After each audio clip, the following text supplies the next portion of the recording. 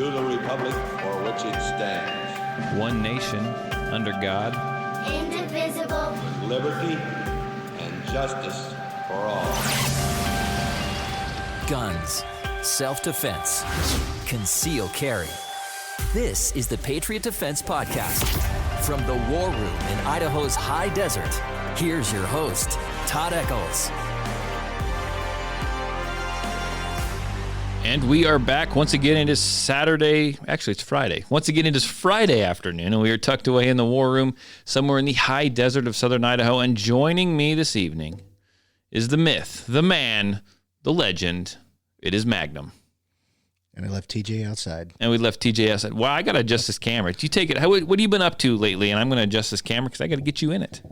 Up to lately, Turkey Day, heading out to local businesses, making sure I'm staying shopping local for Christmas and giving donations out. Just trying to be a best community member I can be. And you? I'm back. So I'm sorry for the little pause, a little delay right there. I'm actually able to get Facebook Live, or not, excuse me, Facebook. Why do I keep saying that? Facebook hates me. I should not give that place any credit at all. Switch to Parler, man. Parler's rocking. I am, but I can't do Parler live videos, I don't think. Yeah, you can. I can? Yeah, Mr. Guns and Gear's on there. I'll also have to see how he's doing it. But anyhow, I'm on YouTube Live, and so I'm trying to navigate this, and we got to talking, and I forgot to adjust the camera pre-show. So if you're out there, if you're watching, if you want to comment, say something, you sure can. We will try our best to interact with you. I'm not sure how good I am at typing one-handed, but you'll hear us respond. I may not type it out there, but we'll get it. So yeah, so Thanksgiving, man. Thanksgiving was great. Had all the family up at the house. I think we would have been arrested in New York, but yeah, I don't care. There was same here. We had more than 10 people here, I'm pretty sure, but we had my kids come and they brought the grandkids, and we even had a friend of one of my daughters came. It was a friend of her and her husband's, and he didn't have a place to go, so he came on out, and we all ate turkey, and love my wife. She can cook, but our little turkey, we had to kind of partially nuke it because it didn't get all the way cooked, but I love her to death. She did a good job. Everyone just kind of hung out. No plans, no anything. We just kind of hung out and told stories, and it was a good day. It has been a great day. So I hope everyone else had a good and productive Thanksgiving.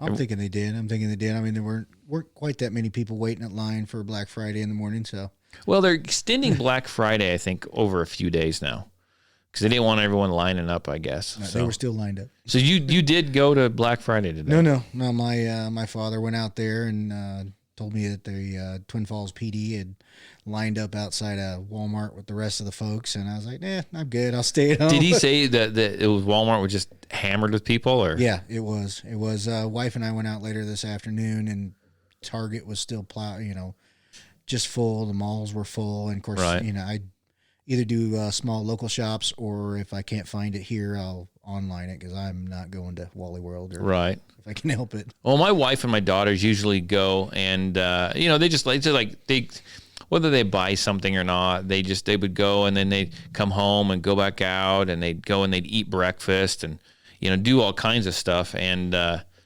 didn't do it this year. I started this full time, and we're doing okay, but we're just kind of have an easy going Christmas, easy going holiday season this year. And my wife didn't feel like going anyhow, cold, tired, whatever. So I'm glad. It was kind of nice to have her home, right?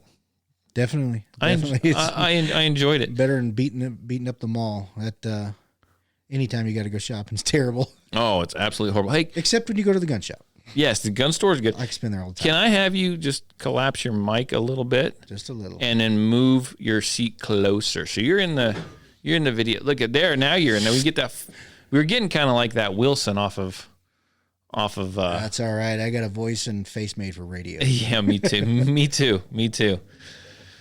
So have you been able to find any ammo lately? We got to do our ammo reports. Oh, goodness. I stopped in at a local place. I like to hit there a lot last week, and there was quite a few. Hit it on Friday. But no, not really. I ended up scoring like 250 rounds. 250 rounds last week. of 9mm. All right. And I got it for normal price. I got it for like $16 per 50. I'm not. I gotta watch that because I'm not seeing it. Yeah, it's there. You just got to be in the right place at the right time. It's not very often. This is the last I got. I went to, I think it was over at Sportsman's Warehouse. I paid like 50 cents a round.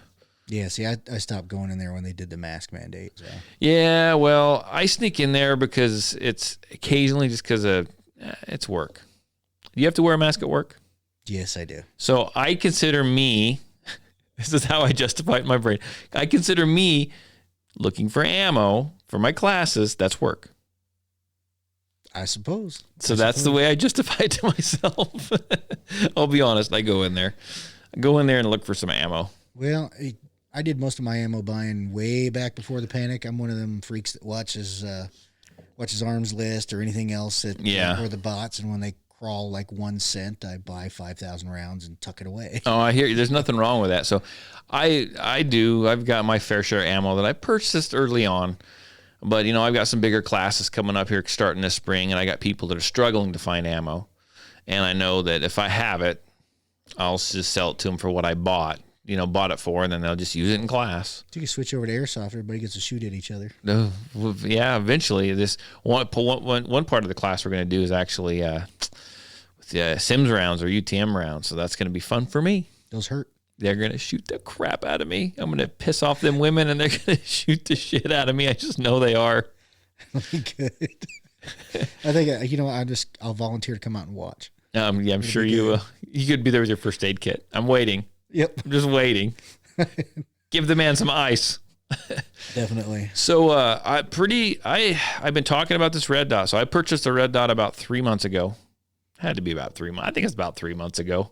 And I've been fighting this red dot. And you've been there through most of it. I've been fighting the red dot, right? Finally, I went and bought one like 3 months ago. And then the battle in my brain was, what do I do with this thing? I want to put it on my VP9. Do I want to mill the slide? I don't think I want to mill the slide. Maybe I should mill the slide. Maybe I don't want to mill the slide. What do I want to do? I want a slide. I'll just go buy another slide, right? I'll go buy an optics-ready slide, or I'll buy just a slide and mill that slide. And I mean, this is the fight going on in my brain. Then I looked at the slides, and they're like $600 if you can find them. And so then I went to thought maybe I'll just buy a. Mark said he'd take some hits for me with the UTM. Sweet, I'll let you, Mark. I'll let you take them all. And then I was like, maybe I should buy a VP9 2020. They're optic ready. That's pretty much the only difference between the gun. And then I couldn't find any. So then I was like, whatever. And then I found some. About 2 weeks later, I found some. And I didn't pull the trigger on it. And I've been going back and forth. And anyhow, I bought one. It's on order. It should hopefully be here this week. Mark, is my gun going to be here this week? I'll ask him because he'll tell me. So it's coming in, and I'm going to put a Burst Fastfire 3 on it because that's the red dot that I have.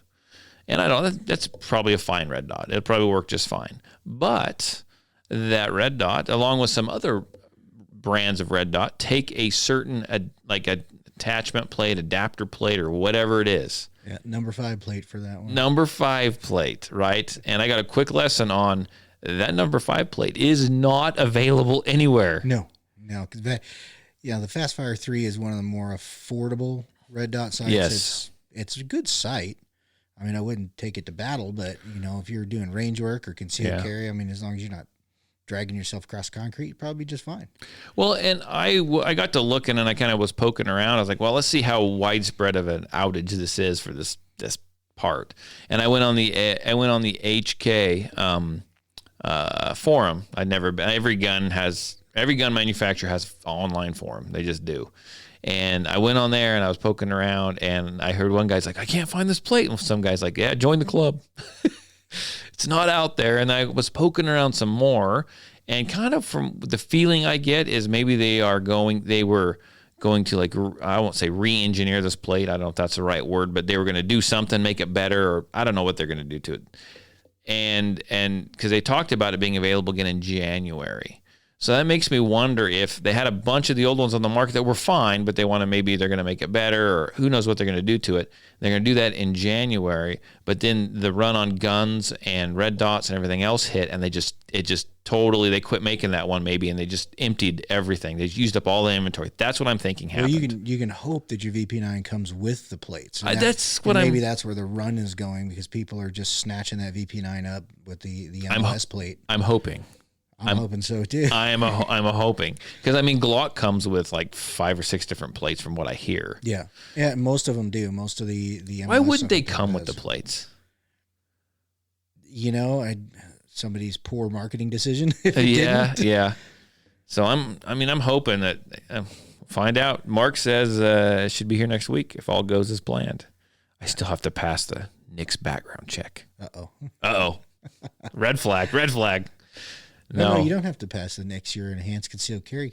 I still have to fill the damn thing out, though. That's true. I really hate filling that out. You're right. Good point. They don't have to call it in, which I'm not going to have a problem passing it anyway. They don't have to call it in because I have my Idaho enhanced concealed carry permit. But I do have to fill it out still. I hate filling that stupid thing out. It's worse now. Did you see they changed the 4473? I have. Well, so they put the gun information and the owner's home information on the front page. I wonder what they're setting that thing up for. Gee, go figure. For the non-digital ones that are already available at the touch of a finger. Whoa! Mark says that HK, they don't give me the plates. Are you kidding me, Mark? That's terrible. That is terrible. That's terrible. Hey, at least you can get plates for yours. I run a P30, and the only option for that is to send it to a specialty guy for $485, and he only mills for one plate. So. And you did that? No, I'm running. I'll practice with regular sites. And I thought, isn't it? Oh, the P30 doesn't have the red dot. Nope. That's on your SIG. It's on my SIG. Gotcha. Love the red dot. Why do I have to have such fine taste in firearms? Expensive taste in firearms. Oh, well. I do want a P30 as well. They are awesome, and I think you and I were discussing a little bit off air that brings you that full circle, and with everybody, your full circle of guns. If you're a gun guy at all, you go from single actions to striker fireds to right. Actually, most of us probably started at a double single and figured out that we sucked really bad. And then as you progress through the years and you get better and you work those fundamentals, you come right back around to that double single. Mastering that double single, and that P30 sticks out. A really good 92 FS, or now the 92X, right? Which is awesome to go after if you're a Beretta fan. I'm a fan of all guns, so anything. Keep up there. There you go. You raise your like that, and all of a sudden I can't hear it. I'm like, that's not good. So yeah, there's a full circle thing. So you started out with a double single? I started out with double single. So my what was your first gun? My first carry gun was a Ruger P85. Why did you choose that carry gun? Well, I was 21 and poor, and it was available at the pawn shop for $189. Is that like? I wonder if that's kind of like Tarver's gas station gun. Yeah, well, it might as well have been. The thing is, it weighs about 83 pounds. You got minute of pie plate. At 5 feet, if you can possibly get it to. The one thing I will say about those old Ruger boat anchors is they will feed anything. They will. And consistently run. I've had them come through class, and they do run. Yeah, always they run. Are terrible. They are absolutely freaking terrible. Do you still have that gun? I do not. I actually went from a P85, and I got 45 on the brain back then. God reached out and he said, "You need a 45." So I shifted over to a P90. That wasn't God. That wasn't God who was talking. It had to be, because it's a funny carry story. So took a trip from Washington State down to Oregon. Washington State was a shall issue state at that point. Just got my permit. Went down to Oregon, which, you're lucky if you can get a permit out of Oregon. And so at the time, your laws were, well, you could keep it in the car, but it had to be unloaded on the dash and visible, or on the seat. Well, I couldn't leave it sitting on my wife's lap at the time, so threw it on the dash of the car, and leaving the gas station with the windows open. By the way, this is my biggest fear, and I've rolled the windows up just because of this. Go on. Well, I didn't want to break the windows on that car. That's true. Yeah. Whipped out around the corner, and that P90 went flipping right out the window and across the highway. So, Oh my God. yeah, it Did it shoot up a trail of sparks? No. I think I don't actually know if they use stainless steel in it. I was just wondering. It skipped across the freeway, had to pull over, go get it. I had some grumpy fella decide he's going to call it in, and he had to make sure he told me about it. I'm going to call that in. I said, well, call what you want. There's my license plate. I'm going to go on and move on to my father-in-law's house. Well, that gun survived. It continued to run. I carried it for about another year, and then were you like, holy crap? When that flew out of your window, were you like, is there a party that's like, just keep going? Just keep going. Oh, no. I that one I invested a little bit more money in, and I heard it go skipping across the dash because they're not a light gun. I mean, no. They're might as well be 2 inches Lucky wide. It was sharp edges. And Yeah. clink, all the way You're down the lucky thing. some guy didn't take out his radiator with that thing. Yeah, I know. I just, probably would have knocked a BMW off the road. Oh my. But it survived. Carried it for a few more years. Ended up selling it to a neighbor. So the same neighbor that bought the P85, which was funny. Oh, really? Did you sell him those guns and then like hurry up and like leave really quick? No. Move away? No. He was a good guy, but he was a bit nuttier on guns than I was. Mark says his first handgun was a Walther P99 40 cal. Doesn't have any more. He says it was a good gun. I think it was a great idea to get rid of that 40 cal, Mark. Mark likes 40 cal so much that he had to go out and buy another one not too long ago. Hey, I've been looking at 40 cal. Oh my gosh. Are you kidding me? Well, I can handle recoil. I can handle recoil too, but there's 40 cal is just stupid. So is 10 millimeter. No, 10 millimeter is better than 40 cal. You're going to buy a 40 cal? I've been thinking about it just to have one in the stable. You're stupid.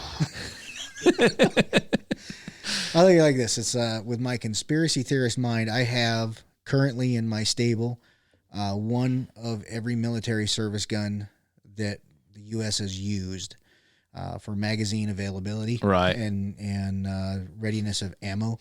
And 40 cals are still on the federal docket and many police departments. So, are you going to get a 1911 chambered in 40 cal? I thought about it. Oh my god! I thought about it. I already made the sacrilegious move, and I bought a 1911 chambered in 9 millimeter. So, yeah, and a Rock Island nonetheless. So that was my sacrilegious move. But surprisingly enough, for what it is, fit and finish is great. Did a little bit of tuning. That thing is running like a Singer sewing machine now. You and your... Hey, I took it a step further. I took a $3,200 Springfield Professional, and it is now at a local shop having a red dot put on it. Oh my gosh! So if it works out, then they're all getting red dots. And they're cutting that slide. Yeah. I'm gonna go to a full machining on that guy. 45. So. It's a 45. This is an actual 1911. Yeah. Not a variant. No, this is the Springfield Professional. So it's kind of my holy grail of 1911s, the one that I wanted. And you're the putting most. a red dot on it. I am throwing a red dot on it. Now, which red dot you putting on it? I actually picked up a Holosun 507K. So it's one of those ones that's meant for the small guns. But with the dimensions of a 1911, generally it's narrow on top. Yeah. Yeah. You're fairly narrow. And the nice thing about the 507K or the 407Ks is you don't have to run suppressor height sights when you mill them. Right. You can run it off of standard sights, which is one more thing that I don't have to replace because I don't like buying new sights every couple of years. So I know who you're having. I think I know who you're having do it. Did he look at you like, are you serious? Well, we went through about a 45-minute discussion of which one of them I was going to do. And I said, you know what, let's just go on this one because this is the one I carry most of the time. Right. I do have one. You've seen it. It's one I've had since I was 23. I've got so much work into that. I'll never get the money out of it. But that's the one that's going to be it'll go in the box with me when I go in the ground. Right. And if war ever broke out, that would be my war gun. That thing will feed empty casings. So utterly reliable. And so I figured I would test out this one first and then, branch over into touching my baby. I know you're not the first one to do this by any means, but you're the only guy I know who's going to put who's going to have a red dot on his 1911. That's going to be insane. They're out there. There's a lot of cool pictures. No, there are a couple of really good companies out there doing some stuff that is just Absolutely amazing. You know, the Nighthawk Customs doing their new iOS system. Yeah, explain that. iOS is interchangeable optic system. So essentially they mill the back of the slide for you. It is a cover plate with your choice of rear sights on it. And then you can pick up additional cover plates that literally, you know, you unthread a bolt, push out a pin, slide your new plate on, sight that one in, you're good to go. Now, if you like multiple different sights for multiple different purposes, you can buy additional plates and they just slide in, slide out. It's not you don't have to unthread, new batteries, resight it. Once that thing is sighted in, it's locked into place. So it's a little bit spendy to do, but I think in the long run, if this one turns out on my professional, I'm probably going to send my baby out for iOS. That's insane, dude. How much is that? It's starting at about $350 for the milling and whatnot. Yeah, it's not horrible. No, not, and you get the rear sight and stuff with it. So Right. I'll probably do something a little bit bigger, like an RMR cut or I'm loving Holosuns lately. I mean, RMRs are great. There's a lot of other Trigicon, great stuff, but I think Holosun is kicking them in the nuts. So I'll probably go with like a 508T or something that's worthy of that particular gun. And they just look cool when they got that little solar panel on the top of them. Oh yeah. That's great too. That just looks cool, man. It does. And at 50,000 hours of battery life, and if the battery doesn't work, and I have a 407C on my SIG, it's great when the battery's not there. It still works. So let me throw this out there for you. And I just had this conversation with the old Cajun cowboy. And this was literally on the phone, like right before I called you. We were talking about red dots on guns, and he says. He this is what he hasn't read anything, but he thinks this is the wave of the future. And it's actually pretty cool. We don't know exactly how they would do it, but he goes, what they should come out from the red dots is like a heads up display. that would be cool. That would be cool, but we're trying to figure out because you got to have something to reflect that onto. And if they can figure out how to do it without having like a little piece of glass there, you know what I'm saying? Something. Yeah, like a. Well, you're gonna have to have something. To I know, but glass, it'd be cool if they could figure out how to do it without, because you would have that technology on there, but it would still be slim. The gun would still be streamlined. You know what I'm saying? That would be cool. That would be very cool. So that's what he thinks is coming. He tells me, and I tend to agree. He goes, you know, they got that. You know, they can do that, right? He goes, they could split the atom. Like how many years ago? He goes, we have this. They just haven't put it on the market yet. That's what he's telling me. Well, there's some on the market. I was a Ford and Chevy tech for years. And I remember when the 97, 98 Corvettes first came out. I got to drive those on the lot. They had a holographic heads-up display. Yeah. And so that was actually pretty cool. And, man, if they can stick it on a 1911, I think I'd be golden. 1911. No, we're talking like an HK. We don't care about the 1911s. HKs are good. I love HKs. I'm carrying one today. I will continue to carry one. But a 1911 done right, right. as reliable as anything else out there. Right magazine choices, knowing what you're doing with it, understanding how the gun functions. Yes. So here's what I say, and we'll get back to red dots here in a minute because I want to talk about that a little bit. But with 1911s, I see a lot of I've seen a lot of brand new people go out and buy a 1911. And I think if you're not a gun guy quite yet, does that make sense? That might be a bit much for someone. No, I agree. I think the 1911 has been called a master's gun. And really what it comes down to is mastering the fundamentals and then understanding your firearm. Glocks are great no matter what flavor, whether they're U.S. made or whether they're Austrian made. They're great in something without a safety. It's a shorter learning curve and you have a singular trigger to work with. A 1911 is something that when done right, and you go out and shoot it, it's a piece of art. You should have some proficiency before you go out there. Yeah. Know how to manipulate a safety. Know where to place your hands where things aren't going to be gouging you. You're not riding certain parts, Yeah. But in my opinion, it's more of a master's gun. I look at 1911s as like, for me anyhow, they're like a piece of artwork. Does that make sense? It does. I mean, they work, they're beautiful. For me, it's not for me. It's not my thing. What I don't like is when, when these people show up to class and they've got the little, I don't even know the different levels, but they have the Kimber. It's a variant, is what I'm going to call it, or even in the 45, but mostly in the 9mm. They have the Kimber variant, the 9mm, and the little short 3-inch barrel, and they're they're banging around, and that thing is not feeding. It's not it's jamming every other. It's absolutely freaking horrible. And they're like, it's 1911, this Kimber, it's not running. Yeah, it's a piece of junk.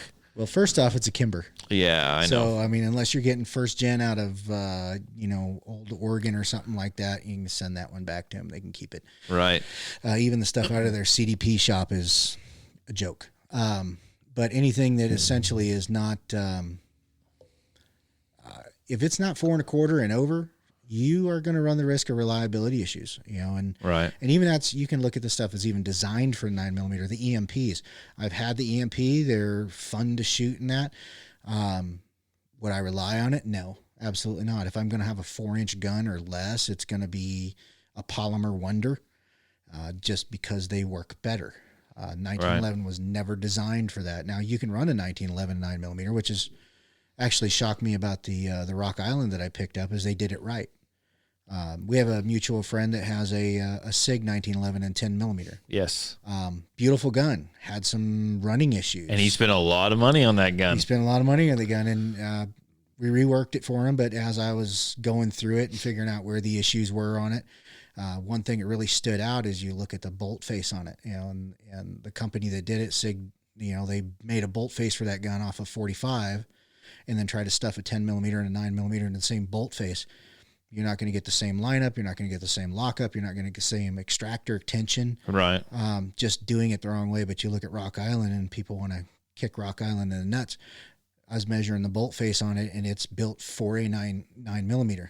Mm-hmm. Side with the factory magazine, loaded up with something good. That thing runs awesome. If I was going to buy some kind of, I'd probably go with 9mm just because that's what I like. But if I was going to go with some kind of 1911 style gun, or what I call a variant, it would probably be a Rock Island.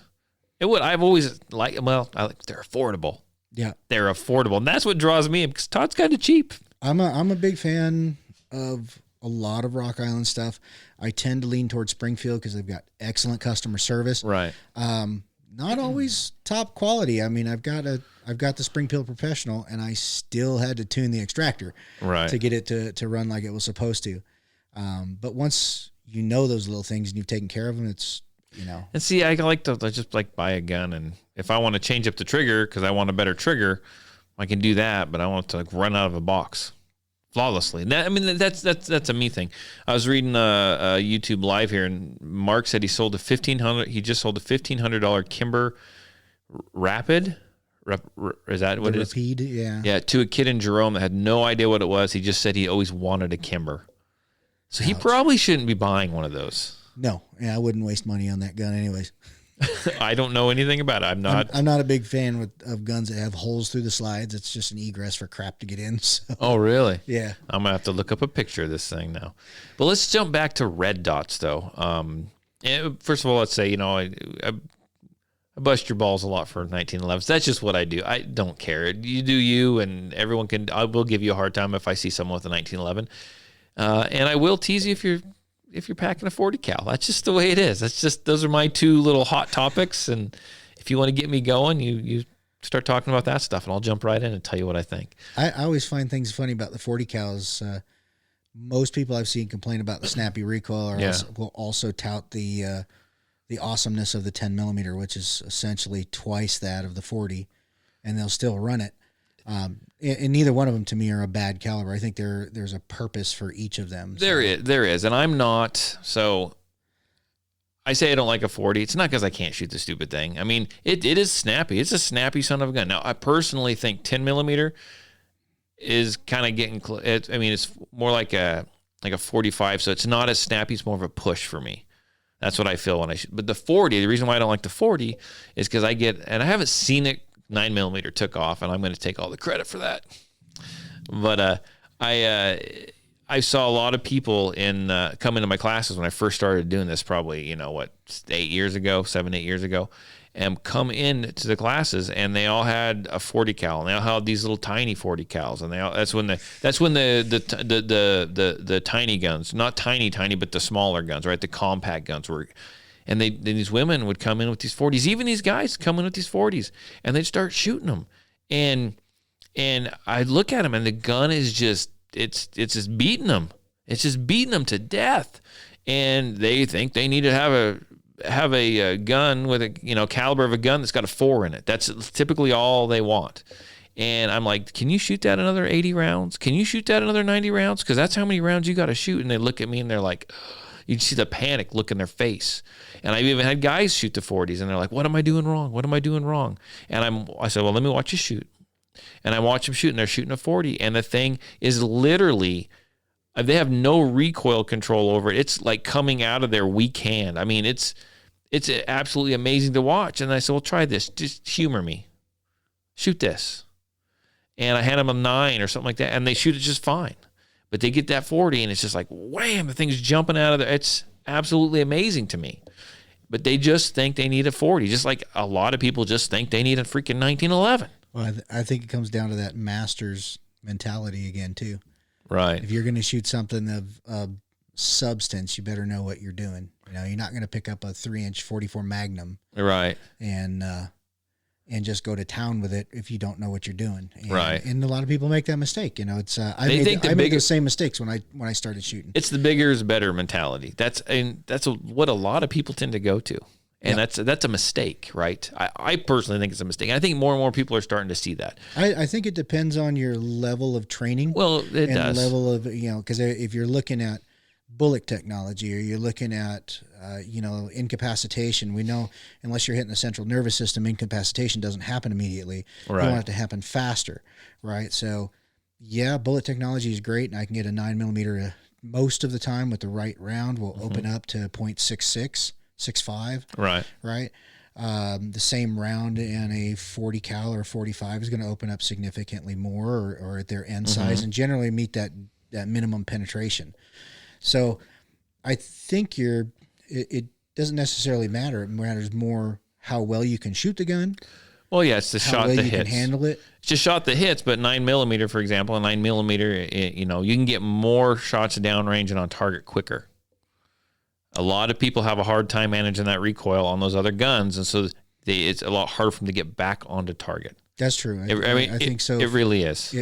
Even from someone I shoot a lot. Right. And that 9mm, even though I can go pretty darn fast when needed be and hold on target with pretty much whatever I'm shooting, it is significantly different when shooting a 9mm. Yeah. It just tracks. Well, and here's what flat. And here's what kills me too. I mean, some people think they need these large calibers, right? But they don't like to shoot the large calibers, so they don't shoot the large caliber. They carry the large caliber, but they don't shoot. I'm like, you're not. So they go to the range and they'll shoot a 9mm. But they'll never shoot that 40 cal, or a couple rounds and they put it on their hip, and that's good. I'm like, man, if you are afraid to go and shoot that and train with that gun, and afraid to go and shoot it on the range, or maybe you can't afford to shoot it, right? Because those rounds can get a little, not much, but a little pricier than a 9mm. You probably shouldn't even have that gun, in my mind. If you're not willing to put the trigger time in, or you're scared because you got a bad flinch with it, or it hurts, I can't stand to shoot that thing. There's no point in that. Yeah, you're probably right about that. I mean, I see that a lot. Although I did pick up a 9mm 1911 so I could shoot it more. There you go. Too expensive to shoot big boy. Well, here's the thing though. I mean, you've shot your 45s a bunch, and so you're on a different level. I'm referring to like the new people with guns, right? I mean, you got a 9, so you can afford to shoot it more. It's in a 1911, so all your switches, levers, and buttons and everything is they're all the same thing. So. I understand that, but I mean, I've seen a lot. I mean, I want to say 90% of my people that leave my class, it's probably the only time they're going to fire that gun. Honestly, they will not take more classes. They are not going to go, especially right now. They're not going to go out and shoot that much. They may not. They may chamber around, put it in a freaking holster, and carry that gun with them. And that gun, they may not fire that gun for a year or more. Yeah, I guarantee you that's what it is. I guarantee you that's what happens. You can see it in their faces. I mean, you can, and they aren't even going to remember if that gun is even loaded. It then becomes the mask. Yes, it does. It's a comfort piece. It's a comfort piece. So let's jump back to the red dots. I had a gentleman. I'm not going to give out his name or anything like that. I didn't ask, but he didn't give me permission. But he took a class from me last week. Yeah, no, this week. This week is on Monday. And he had one of my fabled And he came in, he had one of the VP9 2020s with a red dot on it. And he had that. Actually, I shot that gun, helped him, sight in that red dot, get it dialed in. And that's when he left and I turned around and ordered mine. But, but it was an interesting thing. He could shoot. I made him shoot my VP9 with the iron sights on it, right? Because his didn't have the suppressor height sights, or he didn't have that on his yet. But he had a little bit of, it was onset like Parkinson's.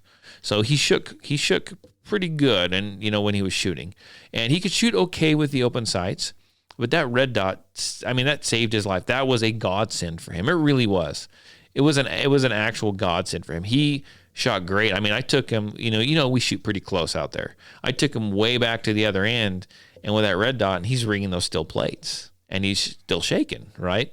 It was easier for him to shoot. And so I could definitely see where red dot can provide those advantages. And I will say that my vision is not gone yet. I can still see some stuff, but I find myself squinting a lot more. I find, even sights on the firearm, it's still, I can't get it as crystal clear as I used to, if that makes any sense. And I've always had like perfect vision. And just over the last year, it's going downhill. And so, I'm gearing up with a red dot, man. I may need it.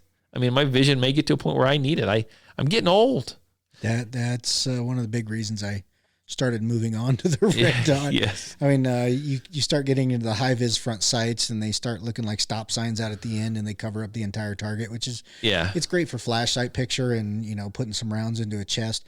But if you're really trying to focus on that razor's edge and you can't get it anymore, and it's just not, if you're not hitting, 1.5-inch groups at 15 yards and shooting the buttons off the bad guy, you got to start looking at other options. And I think the nice thing about the red dot is it gives you both of those things. You get the flash sight picture.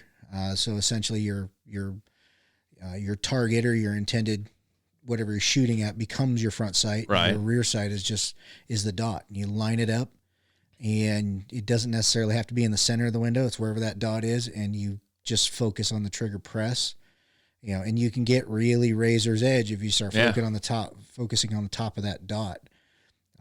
It is definitely going to be the wave of the future. Now, being able to shoot iron sights, you got to have that skill. Oh no, you got to have that skill. You definitely have that. But the red dot's there to help out, and it's there to, I think it's going to help a lot. Now, it's going to help a lot of people that may struggle with shooting because of eyesight or Parkinson's or whatever, right?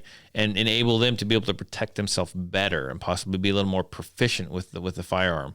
Safer too, because they don't put the laser on their gun and then whiz it around the house, and exactly. If I was a criminal at any point in my life, I'd be looking for where the laser's coming from. Well, yeah.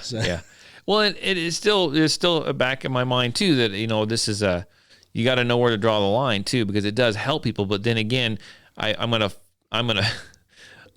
fall back on this too, devil's advocate a little bit, because I've mentioned this before. Is you got more and more people shooting smaller guns. Smaller guns can be a little harder to shoot at distances to a certain extent, and they can tend to be a little snappy. So newer people struggle with them anyway to a certain extent, and now they're coming out with red dots on these guns.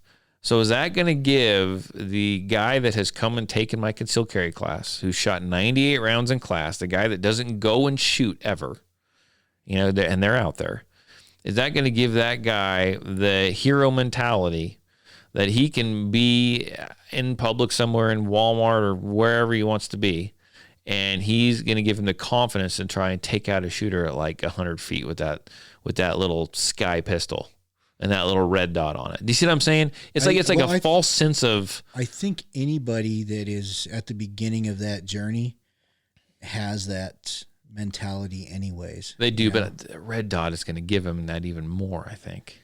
Well, at least it gives them a better chance if they try. It does, but it's a false sense of I can do it. Does that make sense?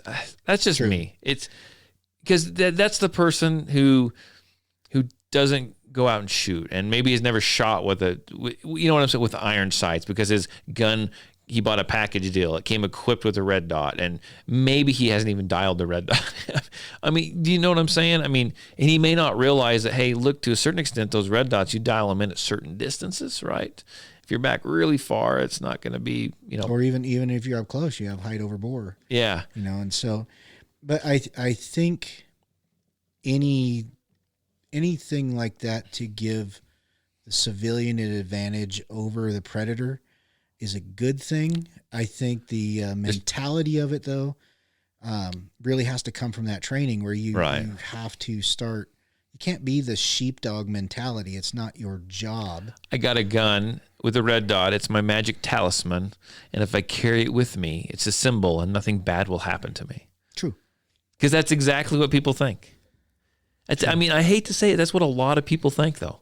I got a permit. Or it becomes the hammer, and everything looks like a nail. Oh, my gosh. That's they get weeded out pretty quick. They do. They do. But, the nice thing is they provide cover targets so that you can actually take the shot if you have to, or you can run away. Or he's turning around shooting everyone with a gun because he's going to put out all the fires. Yeah. And they're not all bad guns. Yeah. That's why I love open carriers. Yeah. Open carriers and the tactical backpack guys. Anything with Molly on, I know they got a gun. That's the guy I'm going to avoid. That's the shoot me first bag. But I don't know. I'm excited to possibly get a red dot maybe next year. I don't freaking whenever my plates come available. This pissing me off. I'm ready to. Should have had the sight milled, man. No. Or put the goofy little plate on top just to try it out. I got two guns now. And for me, it made more sense. And until I can get the trigger upgraded and then the new one, I'm just gonna swap slides. You got that M&P, right? I do. M&P would have been a good one to throw it on. Yeah, but HK is my actual carry gun. I think I want it on my actual carry gun. That's so. I've got a few handguns, right? I don't got a bunch. I got a few. Do I shoot them all? No. Who shoots them? People in class, right? What gun does Todd shoot? When you guys show up and say, let's shoot a gun, what do I pull up? My VP9, right? Because it's my carry gun. That's the one I'm going to carry. So that's the one that I want to put all my time into. Mm-hmm. Does that make sense? That's what I want to get all my trigger time behind. I'm just weird that way. You could give me, I could have 48 guns. I could lay them all out on the table, handguns, and I'm probably just going to go over and pick up that VP9 because that's the one I shoot the most. That's the one I'm comfortable with. That's the one I freaking carry right now. I can shoot the others, but I don't have holsters for the other ones. Well, I'm a carry rotation freak. My kids know it. Saturday is gun change day. Look at it as a mastery of everything. That's my underwear change day. It's got a label on it. That's right. Just to remember. Saturday. Number 1 Saturday. Number 2 Saturday. Number 3 Saturday. They wash at the end of the month. That's exactly. If it doesn't stand, no, I didn't mean to interrupt you. If it's not standing up on its own, I got another week. You're good to go. or the wife's not mad. That's exactly. But the one philosophy I try to adhere to is that, the gun you fight with may not be your own. Right. And so, I mean, the best case scenario is what you want, but if you're in a tangle and, ABC bad guy drops their gun and you're close proximity, you're working with bladed objects or blunt objects or just force on force, hand to hand, and you disarm, you may not be firing your gun. So having a basic understanding of everything else that's out there and being able to hit that sight picture and a consistent, confident trigger press on whatever it is you're doing. And that's kind of the philosophy I live by. So I got one of every one so that I can rotate through and be used to a striker fiber, a double single. Of course, always the 1911 best trigger ever made, but and then of course arms manipulation for each one of those, because I never know what I may come up against, and pray to God that never happens. But I've been in more than one fight where I didn't exactly have to, I didn't end up the way I started. Right. So, well, I'm going to start carrying and training with my yeet can, and then that's all there is to it. All right. That one's easy. You just grab a water bottle and shake it around. It'd be just like carrying that yeet can. It is insane. That thing's fun though. It really is fun. And it still smells like bacon. But I'm plant-based now, so I can't lick the barrel to find out if it tastes like bacon anymore. Oh, shoot. Okay, well, I've enjoyed the last podcast. You weren't here, but the last one I did last week and this one, because I'm really trying to focus more on just gun stuff. I know this other stuff's important, and we actually have a couple news stories here that I'm going to bring up and we'll listen to it and discuss. But I really need something in my life where I can just put it all away and just talk about gun stuff and talk about the fun stuff. Does that make sense? Oh, yeah. And just check everything at the door. And I know I've got to have this stuff in it. This is part of a gun podcast, and it's there, but I'm going to try not to, unless there's some huge breaking news, I'm going to try not to make it the focus of the actual podcast anymore, because we got caught up in that for like the last however many months, and it was fine. It needed to be done, but I am ready just to relax. And I'm fairly certain we're going to have plenty of opportunities coming. You think so? I think it's already in the news. Yeah, I know it is. It is. So I'm just like here, but I got my cheat sheets right here. So let's listen to this, and then we shall discuss it.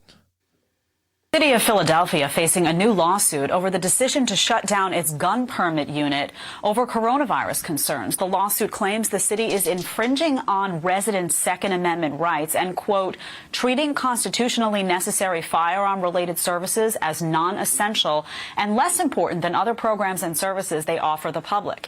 Here now to discuss, attorney and gun rights activist Colion Noir. Colion, thank you for being here. Good morning to you. So tell us a little bit about this lawsuit, what the allegations are, and whether you think the allegations are justified. So essentially what's happening is that the city of Philadelphia is utilizing COVID as an excuse to stop the permitting process in Philadelphia. Philadelphia is not even known for having a relatively easy permitting process to begin with prior to COVID. And so now they're trying to stop it altogether for a period of time because of COVID. And so what you're seeing happening is you're seeing gun advocacy groups filing lawsuits to say that you're denying people their right to own firearms, not only within their homes, but outside of their homes with respect to carrying a firearm. And so from my standpoint, I would say that the anti-gun lobby and groups have done a really good job of making people believe that the right to own a firearm and the ability to carry a firearm outside your home is a privilege instead of a right. And they've done a really good job of doing that up until this point. But I think now what's happening is you're starting to see groups stand up against that and saying, no, this is a constitutional right. And if criminals don't stop being criminals because of COVID, the government shouldn't deny people's right to carry a firearm because of COVID.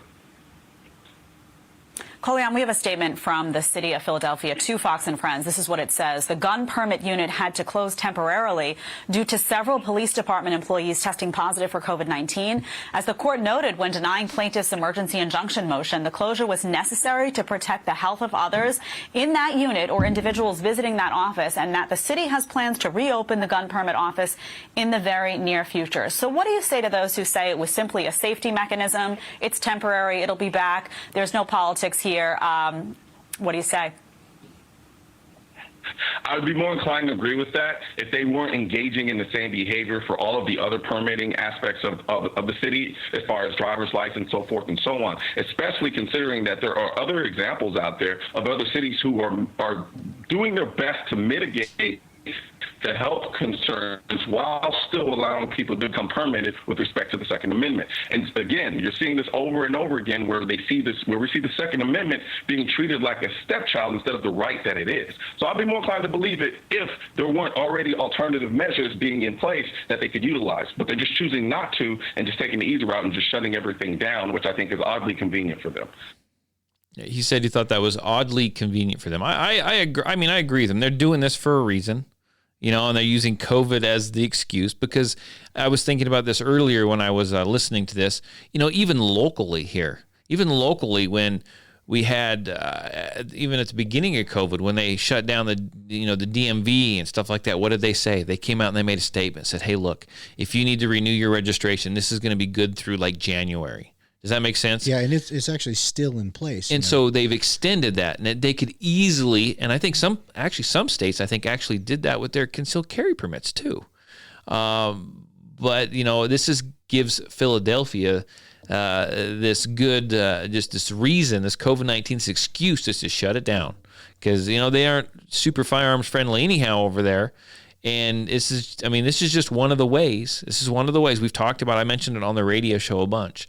It's not very often that they're going to come straight on after your rights. They're going to get it over here and over here from all these different avenues, all these different directions, and they're just going to whittle it away. Well, the trick is they have to trick you into giving it up for the greater good. Right. And we saw this back at the end of the Barack Obama administration with their attorney general and how they wanted to address so-called public gun violence as part of a national health issue. Right. And now that we conveniently have a national health issue, you see these really blue areas using COVID-19 or using the health codes or even broad powers going out to the local health departments where they can pass, sweeping restrictions on not just trying to mask mandate you, but it will extend into firearms. And as we can see, obviously in that state, it's extended to firearms. I know that it's extended into Washington State. My daughter is up there trying to get her permit. Can't get in. It's all shut down. Right. So it's just another avenue into convincing you that, drop your rights for the greater good. And don't let any good emergency go to waste. Exactly. It's exactly what they're going to do. I don't know. It's going to be an interesting year, I think. Interesting 4 years, probably. I will not comply. I will not comply. We're good. I get it. So let's throw up this other news story. It's about Biden and his gun tax, but then and we need to hear about that a little bit. But I forget the gentleman's name. I'm not prepared. I didn't write the info down in front of me. But this gentleman comes on and he talks about all the amount of new guns that were sold in the last year, within the last year. He goes, and it's amazing. And there's like 7 million new gun owners. 7 million new gun owners. But he says, we're just now getting into the time of the year that usually is the highest, we sell the most guns in the last 2 months of the year. And we're just now getting into that. So this is, I don't know, this will be pretty interesting to see what happens, but we'll take a listen to him. Every day that we do nothing. Scary. About this epidemic of assaults and assault weapons, high-capacity magazines in our streets, is an insult. As president, I promise you, I will get these weapons of war off the street again. That's Joe Biden back in February giving his take on assault weapons as details on his gun policy come to light. The Biden administration is expected to pursue a mandatory registration under the National Firearms Act, $200 tax for each assault rifle and an extra $200 tax for each high-capacity magazine. Let's bring in Mark Oliva, Director of Public Affairs for the National Shooting Sports Foundation. Mark, good to see you. You add these numbers up. You're a gun owner, and you got a few guns, and you got high-capacity magazines. You add these up, and you could be talking about in the thousands. Good morning, Trace. I appreciate you having us. And you're right. We look at there are about 20 million modern sporting rifles, or what Joe Biden would call an assault rifle, in circulation today. So if we're looking at that at a $200 tax stamp plus the 150 million plus magazines that go along with those firearms, we're looking at possibly over $34 billion that are going to be levied on gun owners for a policy that we know doesn't work. And yet, gun sales are through the roof. I want to put these numbers on the screen for you if I can, Mark. It shows this is through October of this year, right? 16.5 million guns sold. That's 1.6 million more than 2016. That's a 33% increase, as you see there from 2019. First-time buyers, 7 million weapons. What do you make? That's impressive. I can pause this, so I set it up so that way. 7 million new gun owners. That's phenomenal. And we wonder what happened to all the ammo. Yeah, I know, right? That's a phenomenal number. Well, I think, and I touched base on this, I think on our last time I was here, but probably. But Colin Noir just came out with another one, and you had a piece on there with him. But you start looking at this tax, right? Tax on what you already own. Yeah. Essentially, additional property tax. Who does that really hit? It hits the poor people. Oh, yeah. Right? If you're, really, if you look at the history of the NFA, you look at the 1939's NFA, handguns were originally on that NFA, and it got shot down. And the whole point of it was to inhibit the poor from being able to own a firearm, because $200 in 1939 It's a lot of money. significantly more Yeah. where we are now. And fortunately, I don't own any assault rifles, and I have standard capacity magazines. Yeah. So I'm not paying squat to attacks or nothing.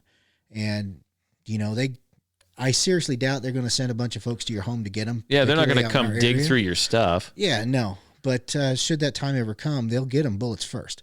Oh, yeah.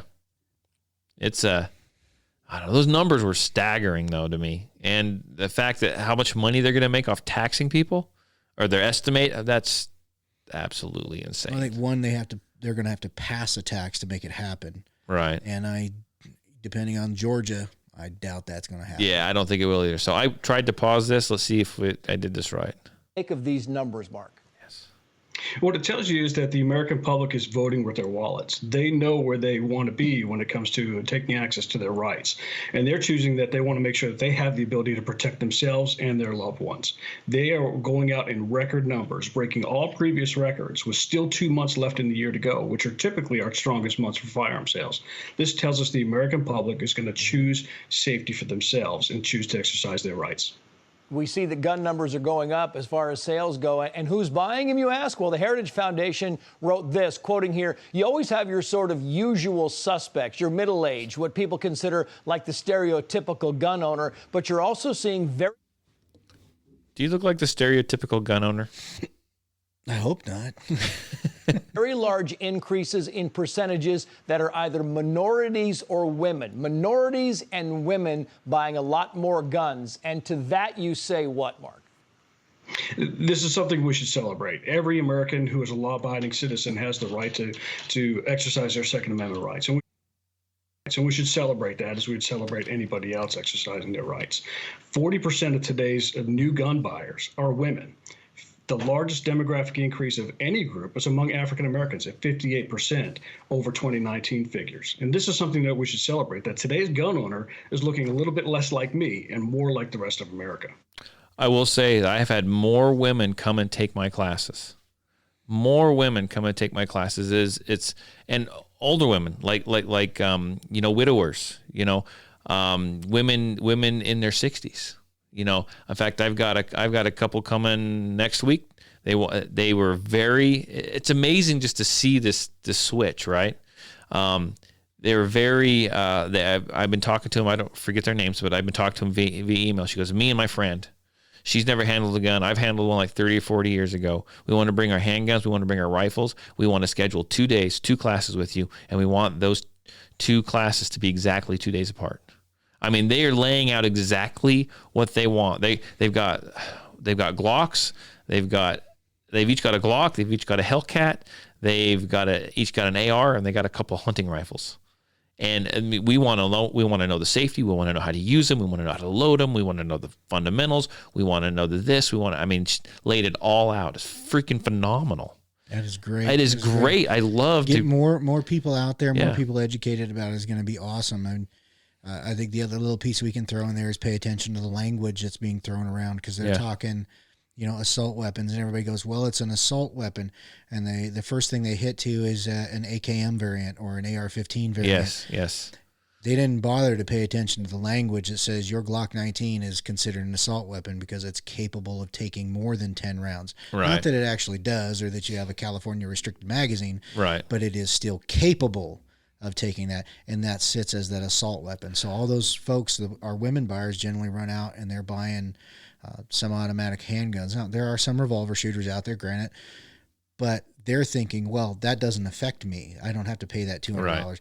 And then they have a 15-round magazine, or they buy something that's affordable, like a Ruger Security 9 or something like that. Those are on that assault weapons list. Well, what kills me too is, I can't remember the old poem or whatever. I've heard it numerous times, but it's, I don't, they're going to come for these assault weapons. They're coming for the AR-15s, right, and the AK variant and all that stuff. I don't own those, so I'm okay. Come take them. I don't care. Bump stocks. They're going to then bump stocks, and and who's going to stop them? Well, they'll come for your semi-auto handguns next, right? Then they're going to go after your bolt-action rifles, and then they're going to go after your revolvers. I mean, they're just going to keep coming and coming and coming, and you've got to pay attention.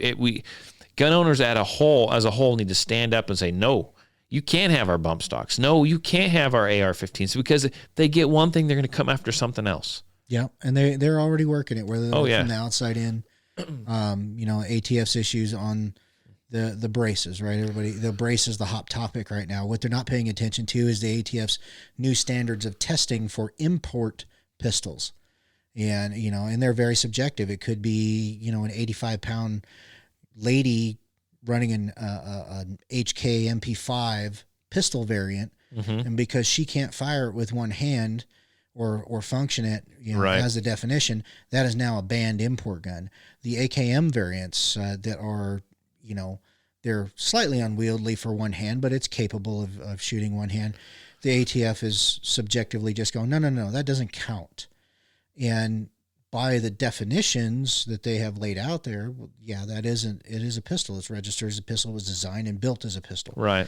Adding crap to it doesn't make it any less than a pistol. If you're going to prosecute somebody for not being able to fire that thing with one hand, then you're going to have to go after every law enforcement agency and trainer in the country, because modern shooting techniques with a handgun requires two hands. Yeah, exactly. Let's finish this up here. Although some believe that Biden's policies will save lives. The following here says, quoting here, "We can count on Biden and Harris to address gun violence and save lives via executive action, and we look forward to standing behind them every step of the way." That is the spokesperson for Everytown for Gun Safety. Your thoughts? When we look specifically at this policy of him wanting to register all modern sporting rifles under the 1934 National Firearms Act, we look at that. The CDC actually studied the assault weapons ban in 1994, and that they found in that study that there was no appreciable impact on the reduction of crime. What we're talking about is a crime problem. Law-abiding citizens who are gun owners, are overwhelmingly abiding by the law, and they are not the issue. We have a problem with crime in America, not with law-abiding gun owners. We have talked much of this show about the fact that crime is going up in all the major cities across the country. I want to put a quote from you lastly here, Mark. You say, quoting here, "President Donald Trump vowed to safeguard this right, and former Vice President Joe Biden and his running mate, Senator Kamala Harris, have both embraced outright confiscation of lawfully owned firearms as the headliner of the most far-reaching gun control agenda to be presented to the American voter." It seems like a fairly strong statement. Do you still stand by that, Mark? We do stand by that. We have to understand, at the beginning of this presidential campaign, back in July of 2019, Joe Biden stood on the debate stage with all the other Democratic candidates and said, the firearm industry is the enemy. Now, he's talking about me, Trace. I'm a 25-year Marine Corps veteran. I've served my nation as an oath of service to uphold and defend the Constitution. And he's calling me and my industry, which provides the law enforcement and the military their firearms and provides the means for citizens to exercise their Second Amendment rights. He called us the enemy. And all the policies that he's laid out are demonstrating that he is doing everything that he will to destroy this industry. Well, we are proud of your military service. Mark Oliva, it's good to see you, sir. Thank you. So there you go. I got a lot to say on that one. Yeah. I mean, it's crime has gone up. I wonder if they're including any of that rioting, his crime. No, probably, or where they shoot Trump supporters in the back. Yeah. No, I think Joe Biden, and this is my my little conspiracy theory rant. I think Joe Biden's aim is to protect life by disarming the American populace, and it won't be any of the American lives. Right. I told you guys once before, I switched to blue targets for a reason. Right. And it's a disarmed populace is much easier to control. It is much easier to bring in foreign folks, because, for better or for worse, there are good and bad elements in law enforcement and in our U.S. military. But for the vast majority of all of those folks out there, they're patriots. They're family people. They're not going to come and haul you off to a camp. Much easier when you don't come from this country, right? And just roll on in under a UN or some sort of climate crap or whatever they want to show in, and they don't want to shoot him back. And that's how he wants to protect human life. I don't think he gives a rat's ass about Americans. Right. What it boils down to is all about control. They don't really have a problem with firearms. They have a problem with us owning firearms. Absolutely. That's exactly what it is. It's all about control. If they get the firearms, they can do whatever it is they want. You can't fight back. They're going to try to control the food supply, and we're going to be like Cuba. Toilet paper. Yeah, and toilet paper. For toilet paper. And you don't do what you're supposed to do. Guess what? You're not going to get food for that week. And then when your family is there and they're hungry, you're going to probably give in and do a lot of things to feed your family. I mean, a lot of people do. So, yeah. I think they ate all the zoo animals in Venezuela. Yeah, do whatever you got to do, man. But anyhow, I want to say thank you for coming out and joining me tonight. Appreciate it. We'll have to get you back out here a little more often. When it gets, I know we're just getting into winter. When it warms up again, we'll have to have you come out and shoot with the guys, and then we'll all get in here and do another podcast. That'd be great. Appreciate it. Together, that would be fun. I look forward to doing that. But until then, I hope you guys all had a good Thanksgiving. And I'm trying to get something, I don't know what yet, but plan something different for one, like a Christmas episode. I don't know what I'll do. I'm not real Christmassy. I'm not that kind of guy. I think last time I played a bunch of songs, people were playing with guns or something. Christmas songs. I'm not sure what. I have to look that episode back up again. It was difficult. I know that to put it all together. But I'll come up with something. But until then, everyone have a good time. Have a good week. Get out and put some rounds downrange. If you can actually go out and just find some ammo, that would make for a successful week. Send us the links. Send us the links. Yes, I'm looking for small pistol primers. And I appreciate you sending me those links, but I just spent a lot of money on a computer and a gun, dude. Keep sending them. They're though. Still on there. I think it's a guy in Utah. Yeah, keep sending them. I appreciate it all. So share this with your family. Share this with your friends. I would appreciate it. Make sure you hit subscribe. And I tell you what, I'm really trying to push a bunch of people toward the YouTube page, the Patriot Defense YouTube page. And if you can go over there and, if you don't want to listen and you just like listen to the podcast, that's fine. You don't want to watch the podcast. I understand. But at the very least, go hit subscribe for me. I got to get 1,000 subscribers. I'm at 68. I got a few to go. But if you want to share this on your social media page, that would be wonderful. I will thank Samuel Callan. I know Sam. He lives in the next town over from me. He got on here and he subscribed to our subscribed to the YouTube page. I do appreciate that. If you got any comments or questions, you can always reach me at area code 620-794-6223. That's area code 620-794-6223. And I was going to mention, I did have a handful of listeners actually get a hold of me. They shot me text messages and they got a hold of me via Facebook. And I appreciated that. And I didn't get those written down. So I will discuss that. We'll discuss that on our next podcast. But get a hold of me, say hi. We like to hear from all kinds of people. I don't care what country you're in. Get a hold of me and to let me know you listen.